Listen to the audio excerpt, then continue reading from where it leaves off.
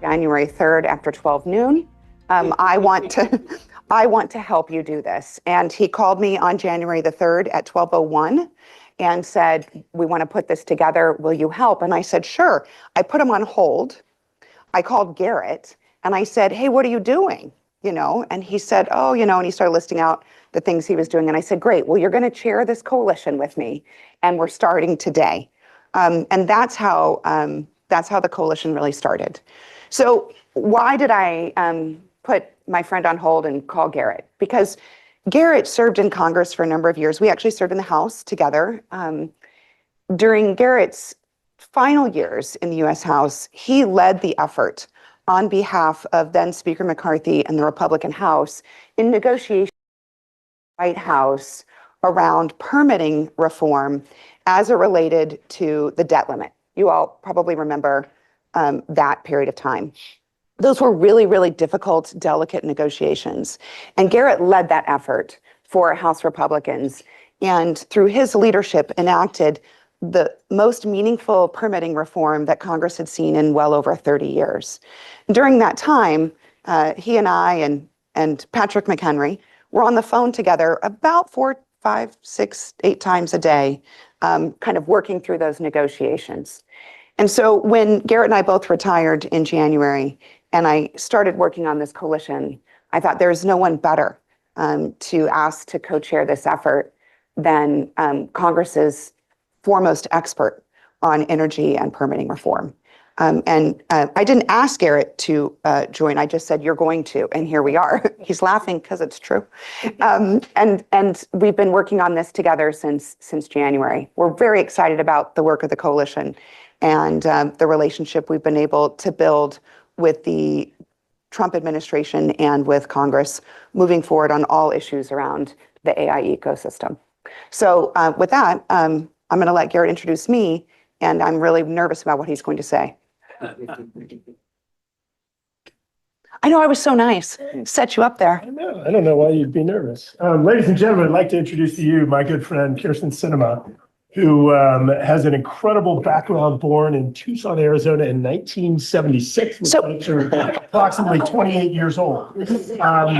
She served in the I think he meant 96. Arizona House and the Arizona Senate. She served in the United States House of Representatives for 6 years and the Senate for 6 years. She is an incredible overachiever, and that she got her undergraduate degree at Brigham Young and then went to Arizona State University when LSU rejected her. And she got her master's there. She got her law degree there. She got a PhD there and went back and got an MBA there. One of those people that kind of overachiever, like all those little acronyms after their name.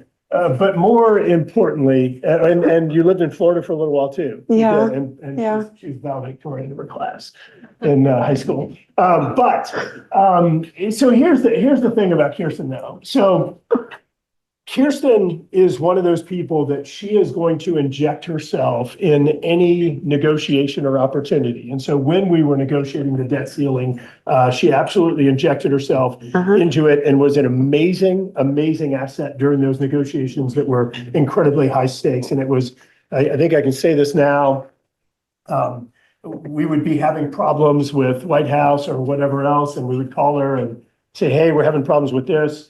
Really need a little bit of pushing on the White House here or there. Next thing I knew, we'd have the Steve Ricchetti or Jeff Zeitz or somebody from the White House calling us and basically asking us for what we asked them for. And so it's just this amazing thing, and that she was an incredible asset, an incredible advocate, and always crystal clear in what her demands are, and just really has become a great friend, a great person to work with. And I've loved the AI relationship because she's got an awesome background in tech and trade. I love the energy and environmental stuff. And so we just fit really, really well together there. But ladies and gentlemen, Senator Kyrsten Sinema. Look at that. No, that was so nice, except for my date of birth, which is available on Wikipedia. So I get it. And then, Yeah, but I said 28. yeah, so I appreciate that. No, that's very kind, very kind. So why don't we start a little bit of today's conversation talking about a challenge that our members are dealing with throughout the country, which is NIMBYism. We're seeing this effort really rise up and grow in communities all across the country. I gotta say, even shockingly, in places like Arizona, Arizona is a traditionally very, very strong pro-business community. And yet recently, the city of Tucson unanimously at the city council voted against an AI data center, which would have brought jobs and economic growth and of course, raised our stature from a national security perspective. But we're seeing this happen in communities all across the country. And that's something that at the coalition, we're spending a lot of time paying attention to and thinking about how do we help local communities combat NIMBYism and understand the value of AI data centers in their communities, in their states, and of course, for our entire country. So some of the challenges I think that we face is maybe a lack of understanding around the national security issues. Garret, do you want to talk a little bit about kind of what we want to do to help people understand this war that we're in? Yeah. So I'm going to take a few steps back just because I don't do well in the weeds and understand the technical issues like she does. So not true at all. So look, let's just take a quick step back. So why are we doing data centers? We're doing data centers because we need the computing capacity. We need the ability to progress these large language models in order to advance AI in the United States. Well, why is that important? Look, I can't overstate this. I can't overstate the importance of this. I believe that we're effectively in a war between the United States and China. And it's a war because whichever country prevails with AI technology, that AI technology is going to inform your economic decisions. It's going to inform your national security and defense decisions. And it's a situation where whichever country actually stays ahead or prevails, it's kind of a snowball where you're begins advancing at an exponential rate. And I believe that this is likely going to result in one country truly prevailing. And the reason that I think it's so important, and just for me to kind of wave my American flag for just a minute, you think back to this country and all the sacrifice and the people that have given their lives, our Bill of Rights, our freedom. Those are all going to be injected. They'll be represented in AI tools in the future. And Garret, you're crazy. No, let me give you a quick example. DeepSeek. Whenever you search Tiananmen Square, it would come back and be like, yeah, this great place in China and Beijing, and didn't say anything about the massacre. You see the same bias or influence on freedom of speech on, again, all of the Bill of Rights, all of these rights that we have in the United States that people gave the ultimate sacrifice for. And so it effectively is us giving up that. It is us giving those items away because those will be proliferated throughout the world through these AI tools in the future. And I'm going to say it again. I view it as a war between the two. I think we're up against a competitor that doesn't care about the environment, intellectual property rights, human rights, and all these other things that are so important in the United States. Said another way, we're playing with a different set of rules, some that are really against our interest here in the United States. And so the coalition is designed to sort of take that full stack approach, everything from the folks that are financing AI data centers to the people that are literally out there building them, and everything in between, the hyperscalers, the technologists, the engineers, the utilities, and taking that full stack message to the administration and help them understand the interagency needs that are the interagency priorities that need to be addressed through White House offices and agencies. And when we go meet with the White House and with agencies, it is amazing because Kyrsten and I are usually met very early with a thank you, because rather than having 60, 70 different folks come in and say, I need this, we're coming in with a consistent message that has been sort of vetted through the entire AI stack and sort of gives them a priority list. Yeah. So, I don't think we can overstate this national security issue. This morning, actually, I was out at Arlington Memorial this morning and to see the changing of the guards, which I haven't seen for a while. And while I was out there, it really struck me how important it is, the work that we're doing right now in this country, to ensure that all of the things that the hundreds and thousands of soldiers who died for our country's freedom, how important it is to protect that. And I think that's one of the challenges that we face in kind of addressing this NIMBYism issue, is helping folks remember that this is not just about a building that's going to be on the outskirts of your town. That what that building represents is the compute power that will decide what values travel the world and kind of dominate the AI discussion around the globe. And will they be ours, or will they be the People's Republic of China's? And so we're obviously committed to ensure that it is American AI dominance that occurs.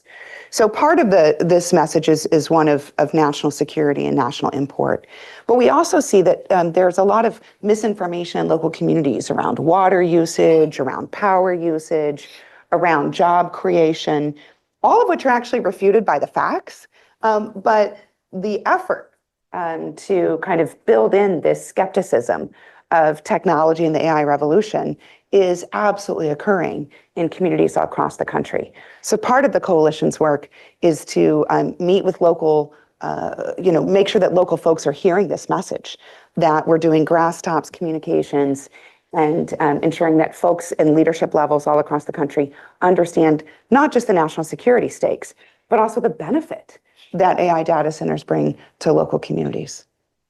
Yeah, and look, I think that you're seeing concerted efforts to try and inject some of this NIMBYism in some projects, and including my home state of Louisiana, where there's a huge facility that's being built in the northern part, a more rural area of our state. And I want to double tap on what Kyrsten said. So look, projects, there's no project that doesn't have some type of impact, right? But we're really good at figuring out mitigation strategies, and so do data centers need power? Yes, they do. Do they need some type of cooling technology? Yeah, they do. But this isn't the early 1900s. It's 2025, and we have technology that's designed to address and mitigate for these types of needs. And so I feel incredibly comfortable going out there and advocating for projects, because we do have the technology, we have the strategies, we have the mitigation techniques that can allow these projects to move forward in a way that doesn't cause adverse consequences. Let me say that again, that does not cause adverse consequences, and to the contrary, actually advances our national interest. And it doesn't matter if you're here because you simply want to make money off of AI, and that's fine. Or if you're here and motivated because, as Kyrsten said, because you believe in sort of U.S. values and the priceless nature of those, and want to ensure that things like free speech, capitalism, our ability to respect women and allow for their education and leadership, our freedom of religion, if those things are important to you. I truly believe that unless and until we're able to properly advance these data centers and address siting issues, then we're gonna fall behind in our efforts to be able to advocate and protect those important distinctions that the United States has. So energy is one of the biggest issues that folks are thinking about, both in terms of building AI data centers, running them, but also the really rapidly increasing demand for energy. Chip, why don't we switch over and start talking about some of those energy challenges and power issues? Yeah, I mean, the demand for power, projected demand, is pretty staggering. Right now, Georgia Power is before the State Commission asking, in connection with a request for an additional 10,000 megawatts over the next 5 years, which represents about a 40% increase in its fleet. And even if you, I think, assume that the numbers are somewhat inflated, I think that they are.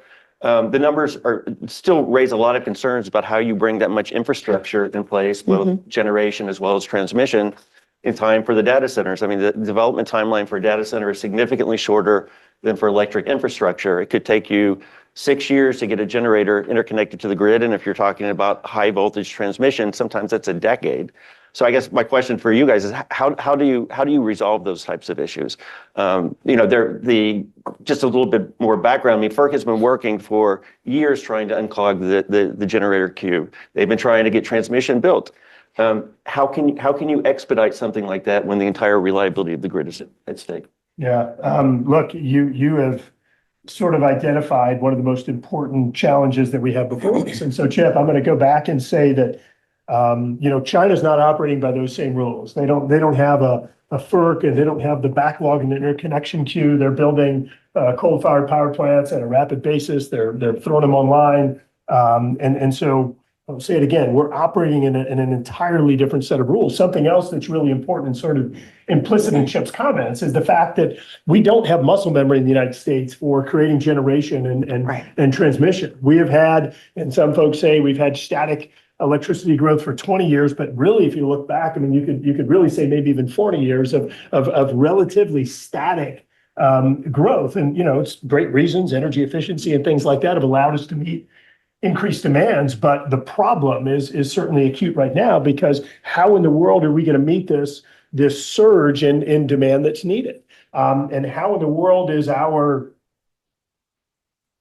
tired, antiquated regulatory process going to facilitate this national security need? So look, a few things. This administration has appointed an AI czar, a good friend of Senator Sinema's, David Sachs. Guy's fantastic and So smart. And so in the White House, let me just make note, fellow billionaire, so sort of has that relationship with the president, but playing this air traffic control role where he can go across agencies, because as you well know, we can do a great job building generation, but if we're unable to connect it, there's your weak link, and it's going to prevent us from moving forward. The White House president signed an executive order declaring that AI is a national security issue, and I think it sort of raises the level. It gives more tools for emergency authorities, things like, for those of you NEPA nerds, looking at the use of things like alternative arrangements in order to expedite your NEPA or your environmental compliance. Bottom line is, I'm going to come back to where I started.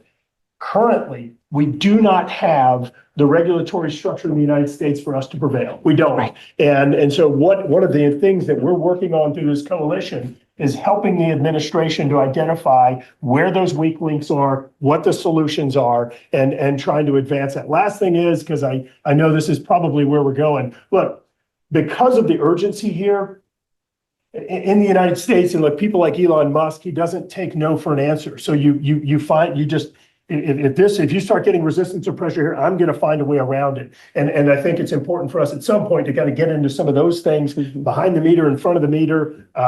The Memphis data center scenario, where dozens of generators are running behind the meter to power XAI there. I mean, just incredible things that are going on that I never would have predicted years ago. So Chip, before we go to this conversation around behind the meter, in front of the meter, a couple things to just kind of piggyback off of what Garret said.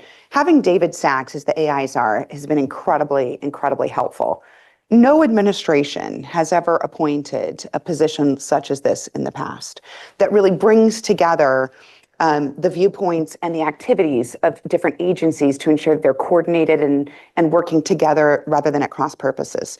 Most of the people in this room have a lot of experience with the regulatory morass of various administrations. And regardless of party, we've all experienced the phenomenon of agencies working in silos, often at cross purposes to each other. So David's position is designed to wipe that out and ensure that everyone's communicating and working together. That's phenomenal. The other thing that the White House did was establish a National Energy Dominance Council. So this kind of started out under Secretary Burgum and then became its own entity directly reporting at the White House. And the NEDC has really been very, very important these last 9 months because the work of the NEDC, Garret and Brittany and their team who are running this effort, is really to stay 100% focused on how to increase American energy production to meet today and tomorrow's demands. And so you see kind of a two-step focus. The short-term focus leans pretty heavily on natural gas and ensuring that you're getting readily available energy to these data centers and increasing domestic production, trying to kind of burst through or push through the regulatory hurdles that have always existed around natural gas production, transmission, and usage. But they're also focused on kind of a longer term effort, which is the growth and proliferation of nuclear energy. Now, we've seen this kind of conversation happening at the federal level. We know that there's kind of a longer runway to kick up nuclear production in our country, but this is widely seen not just by the Trump administration the NEDC and other agencies, but also by most actors in the field as the smartest, most sustainable long-term energy source, the most realistic opportunity for clean, plentiful energy for the future. But it is a bit of a longish runway for us to get there. So you see that the administration is working both on short-term strategies, how to boost production, transmission, and usage now, and planning for longer-term nuclear capability. Great. Well, I'd like to talk about the behind the meter, in front of the meter, because I'm a regulatory nerd, and that's the only thing that anybody's talking about these days. And just to make sure everybody understands, when we say behind the meter, it's really when you have an industrial end user, such as a data center, that's connecting directly to the generator rather than to the grid itself. And a lot of data centers, AIs, are pursuing those types of configurations. And even though I think that a lot of them would say we would prefer to connect to the grid, but it's just too much of a long lead time to get connected to the grid with all the upgrades. So we're going to connect to generation behind the meter. Raises a whole host of issues, as you guys probably know. There's a big proceeding at FERC in November, which we're still waiting for a resolution on, where FERC rejected a behind the meter configuration for an Amazon data center behind a large nuclear facility out of concerns for reliability. Where do you see kind of the industry going in terms of behind the meter, front of the meter, and some of the issues that they raise, such as cost allocation issues, which I'd like to talk about in a couple of other contexts? Yeah. Well, Chip, look, you know, again, this is really the crux. So you have something that's a national security issue that's absolutely urgent. It's vital. Okay. So you have folks that are out there beginning to move forward. And as I noted earlier, you start running up against some resistance. Your interconnection queue, trying to get more power into the grid is delayed because you have this long backlog queue. You're trying to do a transmission line, you're running into problems. You're trying to do a gas pipeline, you're running into problems. All this resistance. So look, because of the urgency, you don't sit there and wait. You do two things. One is you push on FERC, the federal agency that has jurisdiction over the interconnection queues, and try and push them to develop a system that works faster. Or the other thing is that we're seeing a lot of these data center folks are saying, you know what? I don't want to have to rely upon a long pipeline. I don't want to have to rely upon a long transmission or distribution line. And so what I'm going to do is I'm going to find the natural gas fracking site, and I'm going to build my data center right on top of it, because that way I don't have to have this long pipeline. I don't have to have this long transmission line. So you're seeing a lot of that where folks are doing, what you refer to as co-location, where you're doing both, because natural gas has incredible energy density, meaning it small volumes are able to produce a lot of energy.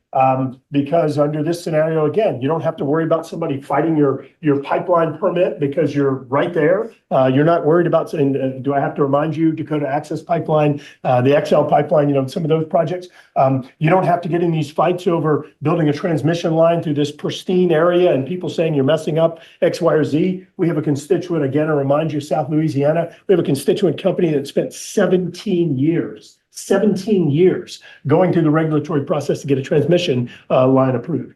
And by the way, We've got one in the Southwest that's at 21 years now, still not done. So this one was actually largely renewable energy as well. And so it's not like it was this, sort of project that would have raised all these environmental problems. But I think it's really important to just kind of, reinforce that thing that when you start meeting resistance, the urgency is going to force you to go in different directions. And so we're seeing that a good bit now, finding dense energy sources that are able to be co-located. But I'll also tell you, Chip, that I really think that we shouldn't avoid trying to fix the interconnection queue process. Right. And I'll make note, Congressman Troy Balderson from Ohio recently passed a bill through the House of Representatives that got all Republicans but one. I think there were about 5 Dems that voted for it. And what it did is it began establishing a prioritization for FERC to address the interconnection queue. And so instead of just saying, sort of when your date of application or whatever else, saying that, for example, dispatchable power needed to be prioritized. And so there is a little bit more attention from Congress, but I'm going to end with this. The knowledge base, and I don't mean to be offensive to anybody in Congress, former colleagues, good friends, but the knowledge base in Congress on transmission is not great. That was so polite, Garret. I think he did a good job there. There's not a lot of legislative history on transmission, and So I remember, I think you have some expertise in puka and perpa and things like that, which I'm going to guess 90% of this room doesn't have a clue what it is. There's not, and those are what, late 90s, early 2000s? No, 1970s is purpose. Well, no, there were some changes to it. Oh, yeah, it's more recently. Because like my former boss Tozan did puka. But in any case, so there's not a lot of knowledge. And so, just like we're stuck in a 40-year static, Congress doesn't have a lot of knowledge base or legislative history on transmission. And now we're in this situation where you got huge demand. So it really does create some big problems. But I think you're going to continue to see this circumvention through behind the meter co-location solutions, which I think is going to put more pressure on utilities and on FERC to develop a more efficient process to deal with interconnection queue. Well, and the reality is that you're going to continue to see both behind the meter and front of the meter data centers. And so the controversy between them and the different opinions, those are only resolved through solving the problem, which drove people behind the meter, right? So for companies who've decided to go behind the meter, they did so exactly as Garret said, because they couldn't get what they needed in front of the meter, and they are unwilling to wait, right? Because the AI revolution will not wait for the regulatory state. And so this really provides an opportunity for both the administration and Congress to make adjustments to an old, antiquated, time-consuming process that sometimes after several decades doesn't even result in the right answer. Right. And so, again, for those who say, gosh, we really don't like this behind the meter situation, the solution is to address the regulatory morass that is preventing in front of the meter data centers from moving forward. Chip, if I could interject, we have a question from our audience member. Okay. Oh.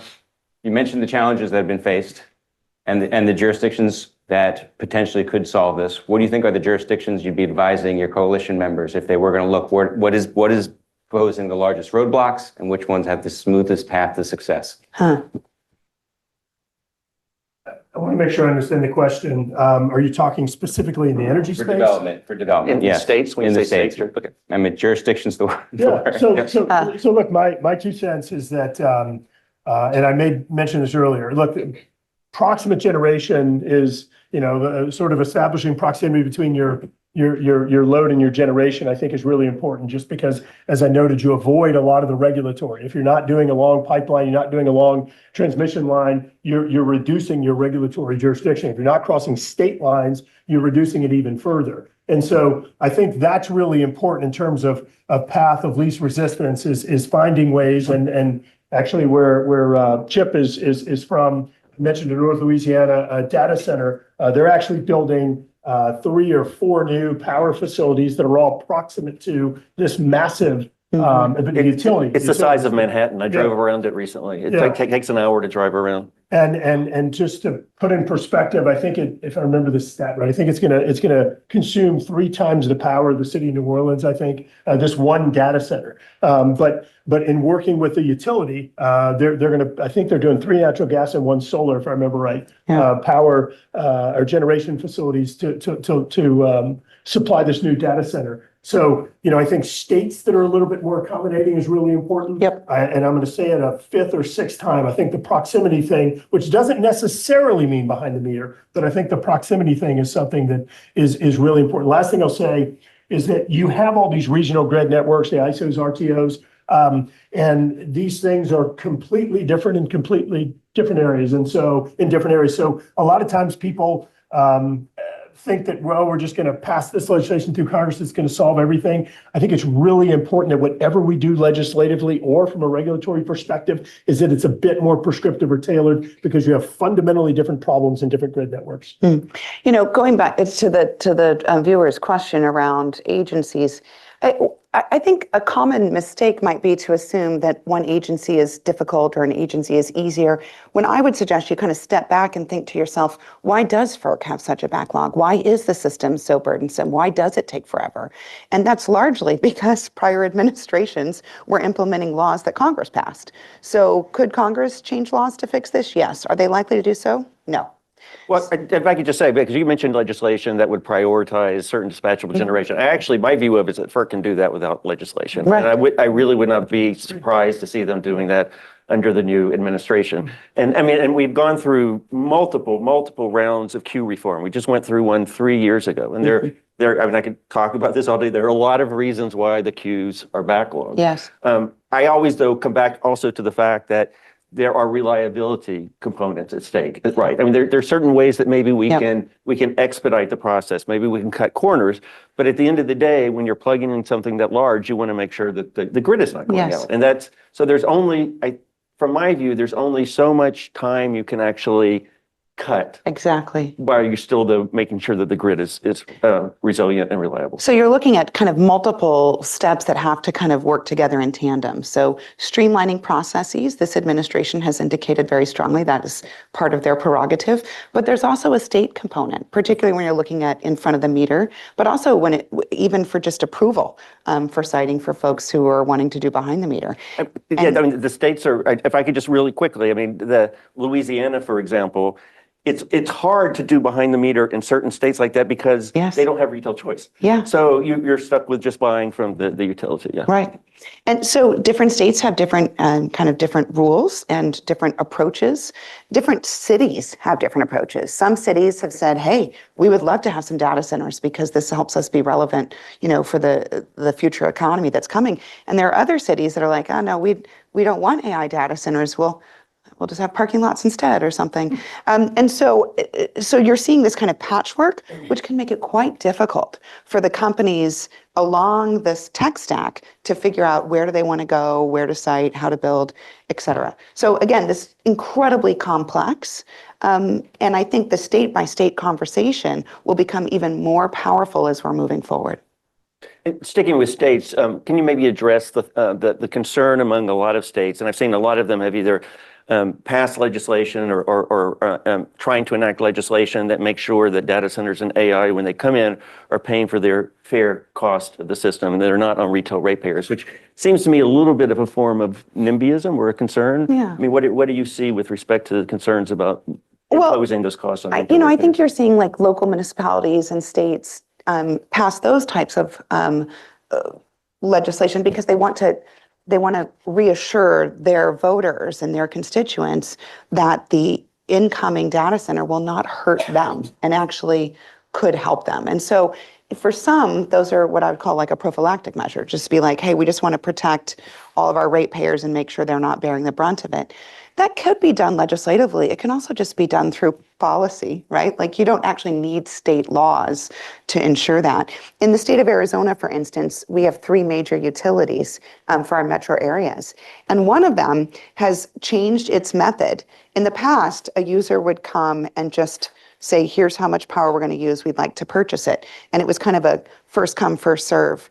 They changed to what's called a cluster system, which more and more utility companies are doing, which is where they say to everybody in the region, all of you put in your applications, we're going to put you in a group, and then we're going to divvy up the available power, and you'll pay your fair share.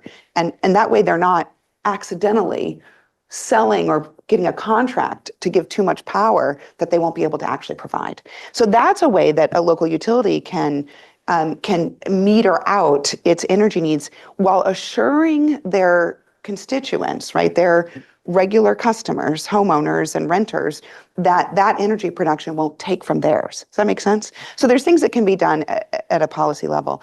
I do think that you're seeing more and more concern here in DC about the proliferation of local and state laws that are restricting AI data centers. So this NIMBYism, when it plays out in the form of legislation, can really be a problem for the long-term AI revolution. And so I think that's why you continue to see President Trump and members of Congress talk about preemption. I actually was at home in Arizona last week and mentioned that, preemption is an issue and it's likely to come. And some folks were not happy about that. I said, it's okay if you're not happy about it. I just want you to know that this is on the docket. Like the president's talking about it. It's in the AI action plan. This is part of the concern around, as Garret and I mentioned at the top, this national security imperative. I think we have a question. Following Senator's point, the inadequacies of the grid have been increasing well before the advent of the growth of data centers and AI. The grid was aging, grid components that were wise expected over 10, 20, 30 years ago, still haven't been replaced. We don't have sufficient American manufacturing to meet that. It seems like AI and data center growth has been the proverbial knocking over the bee's nest and getting some as a result. So how is it that this very important aspect of our economy, our global competitiveness, our national security gets ahead of this elitism of looking ahead with the problems that pre-exist with them? Are there ways to identify how AI and data center growth is really different from this larger problem? Even though it's a very large problem, so much larger problem than our energy system. And are there ways for AI and data centers to be contributing to what's viewed as a solution to this pre-existing problem instead of the straw that broke the camel's back? We should probably repeat that. And I will paraphrase as everybody knows, our grid is inadequate. It's old. In some places, it's literally 100 years old. So this is a pre-existing problem that was here before kind of this surge of data center and AI. Is there a way to kind of decouple those issues such that that I guess AI data centers are not really tainted by the pre-existing condition, and using AI and data centers to help solve the problem? Yeah, it's a great question, and the International Energy Agency has actually done some work on parts of this, looking at kind of the flywheel effect or the feedback loop that occurs. And the short answer is that as you get better AI tech, it can come back and inform your grid management. It can inform your portfolio management, your generation portfolio management in ways that actually improve price reliability and all these things we care about. So there's no doubt. In fact, they've gone as far as to say that I think it's 8 to 10 years, and don't quote me on that because I don't remember, but I think it's 8 to 10 years that they believe that the feedback loop is going to be so strong, despite the fact that you're creating more generation, you would actually have lower emissions. Really remarkable. So there's no doubt that there's a feedback loop there that can improve. But look, your point is really important, because we're basically using a grid from the 1920s where it started to try and power 2025, 2035 technology. And there's no doubt that it was not designed for this. It has been underinvested in many cases. And this is something that's really important for us to make sure that we emphasize your point about it's not just data centers. It's an antiquated grid in some cases. You've got EVs that have driven up electricity demand. Kyrsten's refrigerator stays in touch with her over the internet, which Actually, I mean, we know it's empty. We know my fridge is empty. that's why it's in touch with you. That's right. Feed me. But seriously, and so you're right, but this is obviously what's on the front page, but I think it's a really important message that you indicated. Get in front and help explain how this tech actually helps to address the very concerns that you have. And something that we've seen is that, some of these big guys who are doing the DIY, the kind of do it yourself, they're running into regulatory challenges. They can't get access to the power through the grid. They're like, fine, we're just going to go behind the meter. We'll also create our own microgrids. We're just going to take care of this ourselves while y'all catch up. And so the ultimate DIY is being considered and being implemented by some of the big guys. Now, the question I think that we could ask is, as that's occurring, how do we help highlight the fact that the grid itself has had these long-term issues, and how can these companies be part of the solution of building a stronger, more resilient grid for the long term? And can those microgrids ultimately become part of a larger grid upgrade? And I love the comment about microgrids, because it really is a solution.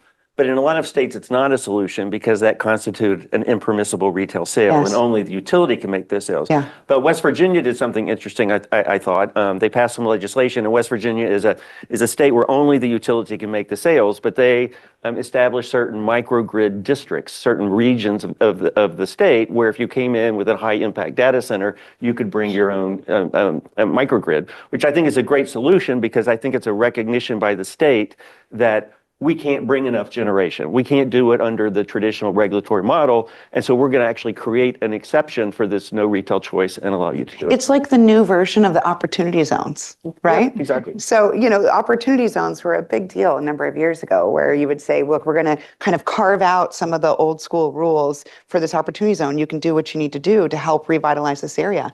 The microgrid is kind of the new version of that, saying, look, we know we've got these kind of difficult rules and regulations, but we really want what you're doing and it's really important for the future. So we're going to carve this space out for you. It's a really innovative solution, but it's a short-term one, right? So the question is how do we think about in the areas where microgrids are possible that we can then connect that and build it to kind of this larger grid upgrade, resilient proliferation across the entire country. And if you're talking about a microgrid as a temporary solution until you get grid access, it's a very expensive temporary solution, right? yes. Because you've got to have all of the redundant generation Yes. right there on your loop without being able to write on the system. Right, but if you're talking to someone like an Elon or AWS, et cetera, what they're getting out of the project is worth the investment for them to be able to do this work. I think are we getting? You got one more? I have one more question because you guys were talking about preemption. Is there appetite in Congress for giving FERC jurisdiction over siting of transmission like it has under the Natural Gas Act for pipelines? Because I think one of the biggest barriers to transmission development, if you have multi-state lines, is that every state's got a yay or a nay. And I know FERC does have some backstop authority, which they've never used, and I don't think they would actually ever really use. But is there appetite in Congress for giving that to FERC? Go for it. Look, this is a tough one. I mean, I think you could put it in the same basket as preemption. It looked like in the big beautiful bill things were moving forward. It looked like it was going to be okay. Then all of a sudden you had folks come out at the last minute who started saying this is a major problem in general. Anytime you step in and you start taking power away from states and giving it to the federal government, I think you start running into opposition. But can a case be made? And look, like for example, in the preemption issue, you've had Senator Cruz, who's been one of the folks that's out front that, not necessarily one of the people that I would have suspected would be out front on some of this.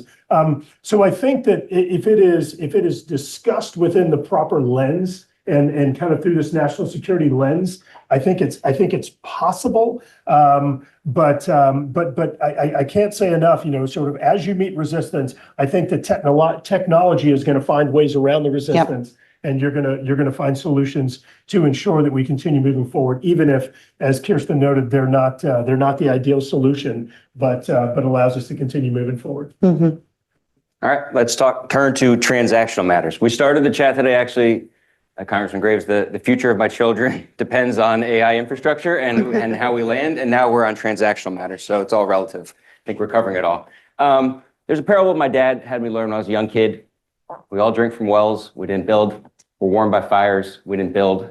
And we eat from vines, we didn't plant, right? Mm-hmm. The AI infrastructure business, I think this is very appropriate too, right? It is booming in large part to other sectors of the US economy that have been propping up, power being one, construction, another, tech, third. Do you see AI infrastructure outpacing these sectors, or do you always see a need for them to work in tandem? Well, I think you'll see the sectors continue to work together, but as Garret and I have been kind of emphasizing from the beginning of this discussion, if those sectors are a little laggardy or a little slow to keep up, the geniuses running these AI companies will go. Like they're going to go, right? You don't see Elon or Sam just kind of sitting around and saying, I wonder if the banks are going to join us. No, they're just going. They're just going. And it makes sense when you understand, their personalities, but also their vision for the AI revolution. So I guess the answer is it depends. If the sectors keep up with the technological revolution that AI is bringing, then yeah, they'll go hand in hand. But if it doesn't, these guys will go build it themselves. We've been seeing some of that. We've been seeing a lot of JVs, right? There's been partnerships, strategic partnerships as well. Yeah. We've certainly seen that in the industry. Yeah. All right. This is the question that I think everyone in the audience probably asks themselves. You read it every day in the newspaper. We've been hearing about the AI boom, the data center boom for years now, right? We've been hearing about the AI bubble and the data center bubble for months now, right? It's the spring and summer, it's been a bubble. You open the Wall Street Journal, Markley and our team sent me an article the other day, and it's talking about the bubble. You go to the comment section, and it's talking about the boom. What do you guys see? Where do you think the cards are going to fall in the next 6 months in terms of data center development, AI infrastructure? 6 months. 6 months and then year. That's like a minute. 6 months is like 1 minute. I mean, it's right here, right here. We're at the beginning of this AI revolution, the beginning. And we're facing kind of the challenges that occur when you're at the beginning of a revolution, right? So there's discomfort, there's trying to figure out how to manage it, there's questions, there's concerns, there's folks who are non-believers, there are folks who think the robots are going to take over. There's lots of different things happening, but we are at the beginning of this revolution. So 6 months, again, which is basically 1 minute, boom, straight up. You don't see it, so you don't see a bubble. You don't see a potential bubble being popped. I don't see a bubble in the next 6 months to 1 year. I think we've got quite a bit of runway here. We're at the beginning of building these AI data centers. We're at the beginning of utilizing this compute power. We're at the beginning of mainstream companies integrating AI into their businesses. And the businesses that will survive are the ones that are able to transform and utilize AI effectively. So a lot of our clients in this sector are developers, right? Powered developers, data center developers, investors, sponsors, strategics, and they're all trying to decide how much capital am I going to allocate to these projects now, right? Based on my first question, I thought there might have been a potential bubble. You're saying boom, boom, boom. Do you see your coalition members and others in this space allocating as much capital as they can to the development? Yes. Let me jump in real quick. Look, there's a boom. She's exactly right. Are you going to have some projects that are going to fail? Yeah, you will. That's normal. But and that's largely what we're talking about right now. Did you think through this project? Did you choose the right generation? Did you choose the right regulatory environment to build your project in? I mean, there's so many other questions. I think a way to rephrase it is there going to continue to be a surge in demand for AI data center capacity? Yeah. No doubt about it. But please don't conflate projects that were either poorly planned or ran into some other type of unexpected headwinds as really being a bubble. I'm going to go back to what I said before. There is no question that there will continue to be a surge in AI data center capacity. And we need to ensure that we have the regulatory environment in the United States to where it happens or it is fulfilled, that demand is fulfilled here. That's one of the major goals of this coalition. Exactly. Yeah. Okay. A question more for our investor clients and infrastructure investors. They're always eyeing a potential exit, right? I mean, I'm going to own this asset for 5, 7, 10 years. Sometimes they'll pass it on to an asset management arm of the same company. It sounds like with the continued development that you think that the exit strategy may be too far to think about, or is that not the case? What do you have you heard, and what are people thinking in the industry about potential exits of investments in the data center and AI infrastructure space, or is it too early to be? I think it's too early. So one of the exciting things around this AI revolution is that it is growing and changing and developing in terms of sophistication every moment.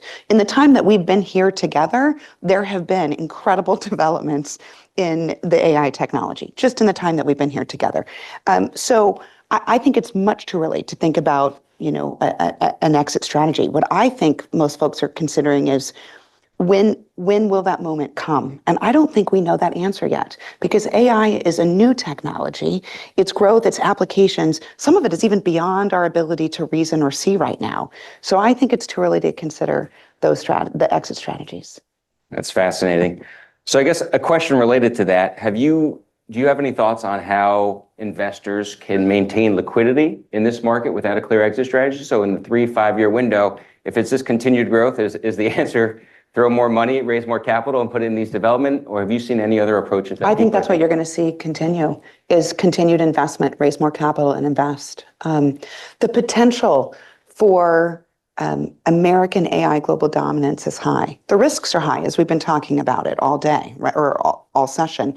The risks are high, but the potential for U.S.-based companies to dominate the AI global community is very high. And I think you're going to see investors continue to make that bet. Pouring money in. Yeah.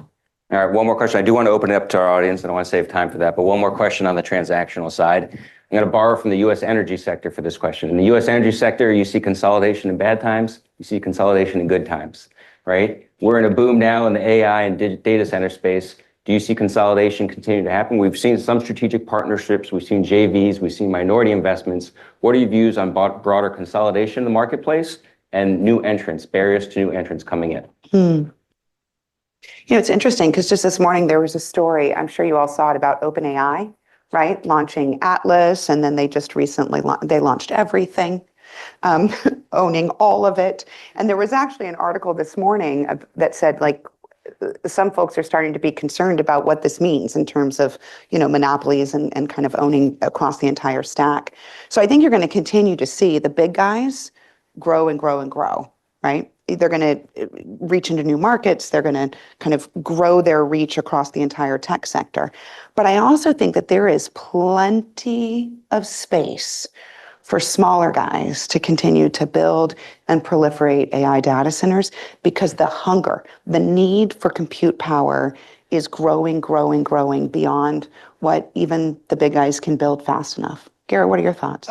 There's no doubt that you're gonna continue to have some degree of consolidation in JVs, because one, in JVs, you have complementary relationships that make sense, some of which we can't even fathom right now, as the senator made reference to earlier. The second thing is look, the reality is that while I believe that there is going to continue to be, as I've said, just extraordinary growth and demand for data center capacity, some of the AI tools, I don't think that all of them are going to survive. I don't. Right. And so Right. I think you will have some consolidation through folks that develop tools that just ultimately didn't prevail. And so that's going to result as we move forward as well. But I think that you'll continue to have consolidation, continue to have JVs, largely because of where demand goes and kind of financing mechanisms of some of these large projects. Yep.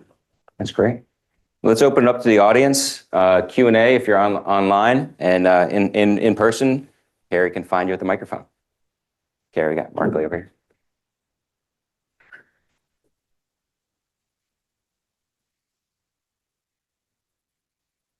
Thank you. Thank you so much. Is this on? We can hear you. My question is, you spoke about the U.S. being at war with China for global AI dominance. How will we know if the U.S. has prevailed? What are the specific markings of success? And specifically with respect to energy, what are the specific markings of success? That's an excellent question. I'm going to take the first half, and Garret will take the energy section. So, recently in the AI action plan, there was a section in the plan that talked about, it has a more formal name now, but Michael Kratsios called it his plug and play proposal. And I remember when we met with him way back in, I think it was February, it was the first thing that he talked about. He's the director of OSTP. And the idea is that American companies would come together in these collaborations and create true plug and play products, so that smaller countries, smaller, governments, like for instance, let's say Sweden's social services program, right? So it's a government program. How would they utilize AI products? Well, they're not creating their own. Their companies aren't creating this, but they would purchase it from an American company that has created a product that they can just plug right in and utilize in their country.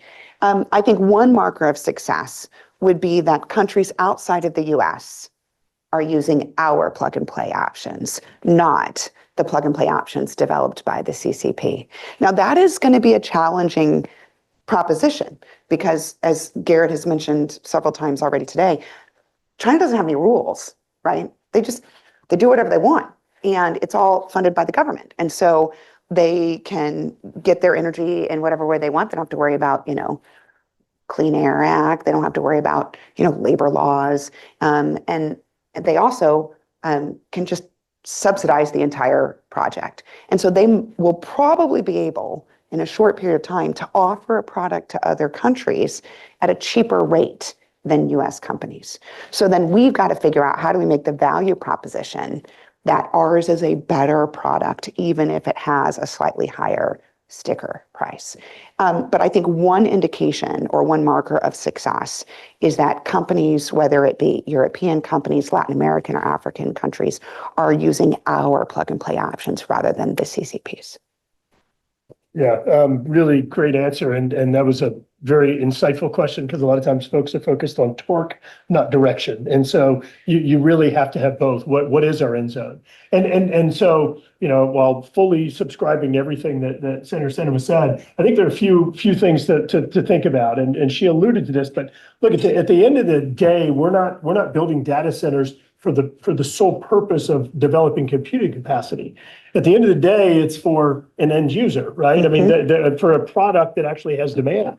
And I think that the senator is exactly right in that one of the metrics of success is which countries' products at the end of the day are the ones that are being taken up, that the market is actually demanding around not just the United States, but around the world. And so that is absolutely critical. And so then you say, all right, so how do we get there? Which sort of begs the question on the energy and the other challenges, the regulatory environment that we have here today. And so, I want to say again, I think the end zone is which countries' products are actually being demanded around the globe and kind of the stickiness of those around the globe. And that's the most important metric at the end of the day. But in order to get there, there's no question that being able to deploy energy to meet the growing demand of these data centers is going to be fundamental. I mean, you all know as well as anyone, three key components. One of them is having the energy to meet demand. Number two is the computing power, the chips and things along those lines. And the third is the actual internet connections in order to meet the volume of demand that we're talking about here. Those in the data, which kind of goes along with internet connections. But those are the three or four things that are needed in order to achieve that goal. Let me bring up one other thing that I meant to kind of segue or force this into an answer earlier, but something I do think is really important on the energy side that really is a problem that we've caused ourselves. You've had very different energy ideology. Obama administration, Trump 1, Biden administration, Trump 2. And one of the big challenges, and I want to be clear, these are self-inflicted problems, things that America has done to itself, is that you've got one administration saying, all right, we got all renewable, this is going to be great. You got another one that's saying, to hell with anything that's renewable, we're going to do this. So, one of the problems with interconnection queue and others is you've got these huge backlogs because people were responding to these, sort of signals from the administration of what was important. All right, we've got to go do all these wind and solar projects. Oh shit, sorry. We've now got to pivot to, natural gas and other conventional fuels. And so I think it's really important, and look, I'm not going to get into all the ideology behind energy here, but I think it's really important that we have better consistency here in terms of what our energy needs are and not have government being as influential. And when I say that, I mean by not overly subsidizing markets and putting them in places where they're not economically sustainable, but in the contrary, also going in a direction where you just say that I'm not ever going to do this, meaning I'm going to pull the bullseye on fossil fuels, or you can't use any other, renewable energy projects. We need to be electron neutral. We need every bit of it that we can get. Yeah. So one of the most important things that the U.S. could do, unlikely, but could do, would be to remove ideology from the conversation around energy production and usage. The reality is that in order for us to meet this moment, we need every ounce of energy that we can create. And the source of where it comes from, in my opinion, is less important than what it allows us to achieve. And that's a difficult conversation, both with administrations, as we saw, huge ricochets back and forth between ideologies, and the shifting of policy to match that ideology, which slows down the growth in each of these sectors, depending on which party is in charge. The reality is we just need it all. Like, we need all of the power. And I think what you're seeing from the folks engaged in the AI revolution is a hunger for the power and a real lack of concern about where it comes from, because they just understand what they need to get to. So it'd be helpful if we could get that done here in DC.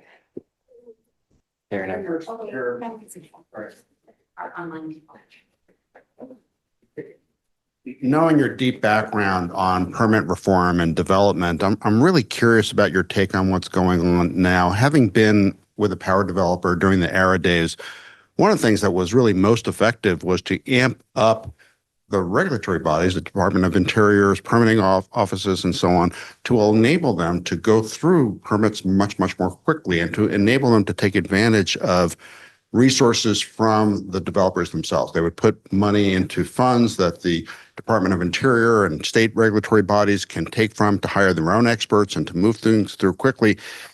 We're talking about moving projects through more quickly, but recent headlines are suggesting that they're actually cutting staffing rather than adding staffing. And I'm wondering where you see the opportunities to advance development in a more swift, secure, less litigious fashion.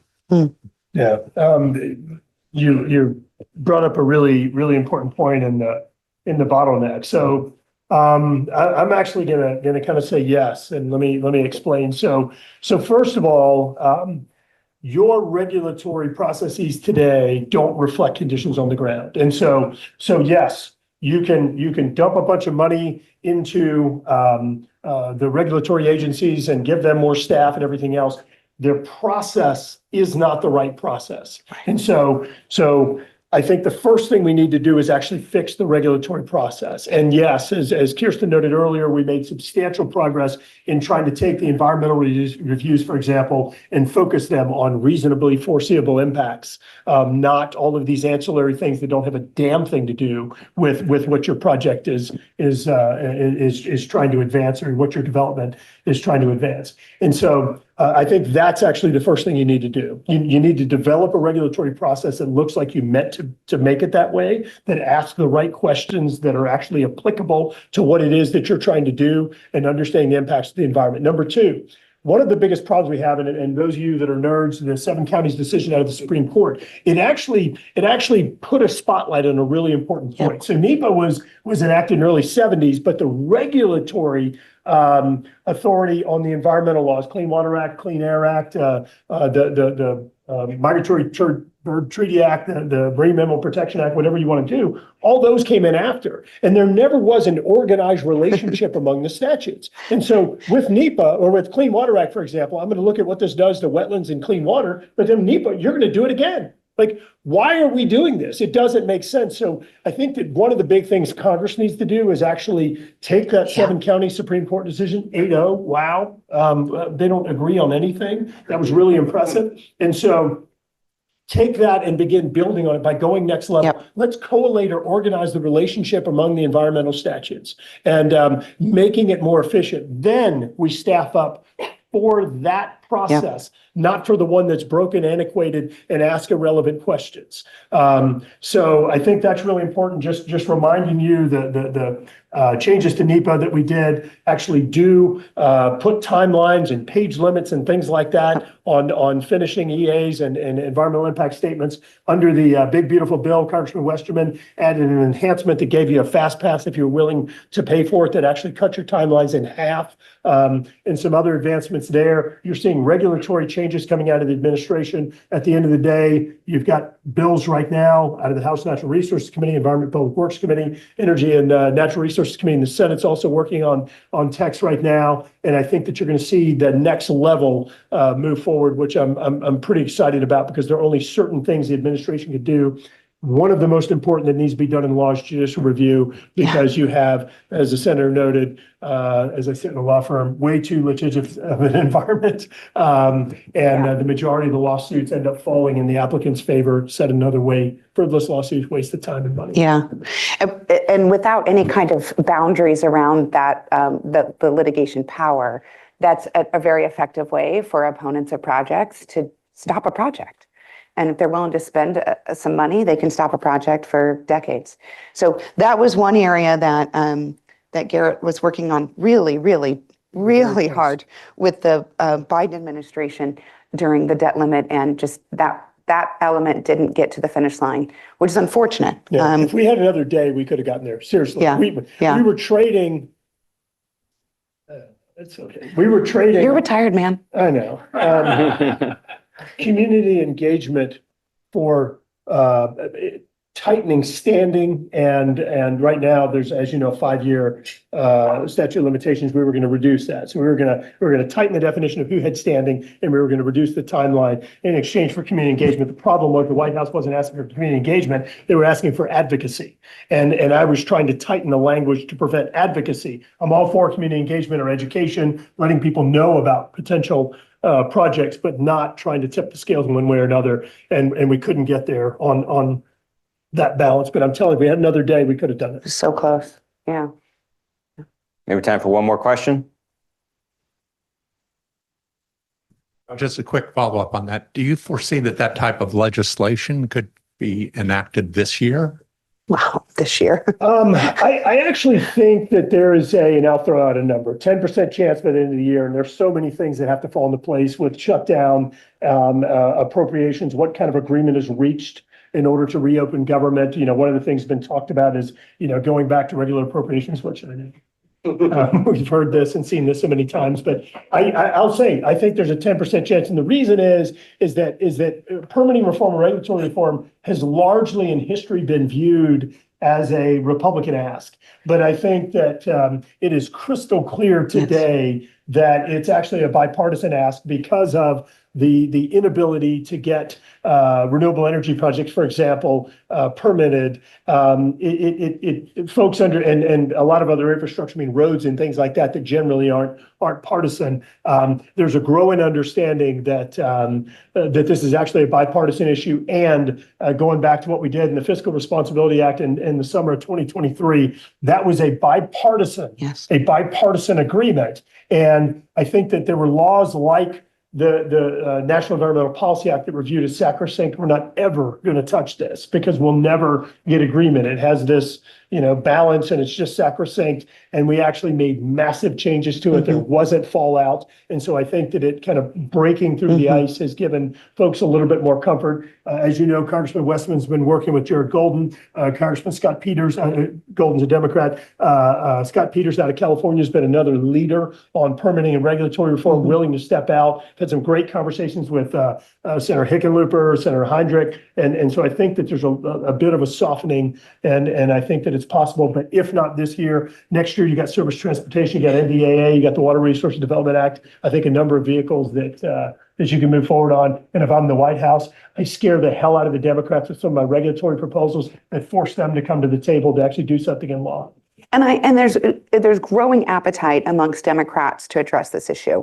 So not only did we have this big bipartisan vote in 23 as part of that debt limit conversation, but since then, as you'll recall, Congress also made adjustments to NEPA in relation to the CHIPS Act, which is a broadly bipartisan piece of legislation that we got passed in the last administration. So there's some muscle memory amongst Democrats on engaging in this reform, and also kind of looking around and saying, oh, look, the birds are still there. And the sky is still clean. And so we can do this. Like, we can actually make some of this more efficient and still protect the environment, which of course is the number one goal for most members of the Democratic caucus. I think that the challenge to getting something done this year is frankly the shutdown, right? We don't know when the shutdown is going to end. We don't know if it will end soon enough for not us, yay, but for them to move forward with the probes, or whether they're going to end up with a full CR. But the upside of this happening next year is that this is not an issue that the two parties are going to do commercials and bash each other during an election. Like, they're going to bash each other in an election season over other stuff. It's not going to be whether or not they made some adjustments to NEPA to allow energy projects to move forward faster. Like, that's not hot TV. And so the opportunity to have that bipartisan process move forward, even in the midst of heavy partisanship on other issues, is a potential undercurrent that could occur. Does that make sense? Yeah. And FAA bills last fall, another strong bipartisan bill, had some other regulatory streamlining in there with, again, bipartisan support. So there was some additional muscle memory. Great. With that, I think we'll wrap up. Senator Sinema, thank you. Congressman Graves, thank you. Chip. Thanks so much, guys.